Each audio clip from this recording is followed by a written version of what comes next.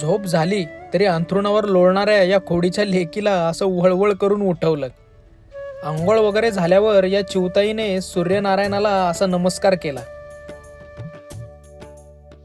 आणि आम्ही देखील या चिवताईच्या निरागस रूपात आमची कुलदेवता आई तुळजाभवानी आणि आई मोठादेवी हिला नमस्कार केला. कुणास ठाऊक या खोडीच्या लेकीच्या रूपातच ती आमच्याकडून सेवा करून घ्यायला आली असेल. संध्याकाळी ऑफिसवरून आल्यावर दिवा लावून ज्ञानेश्वरी वाचायला घेतली.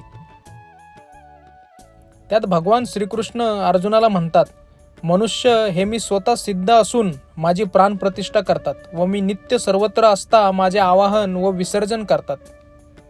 इकडे ही खारुताई उकडलेल्या शेंगावर दबा धरूनच बसली होती. त्यातली एक शेंग उचलायला गेली तर छटकाच बसला आणि शेंगदाण्यापेक्षाही तिला आतलं खारट पाणी प्यायला लय मजा येत होती.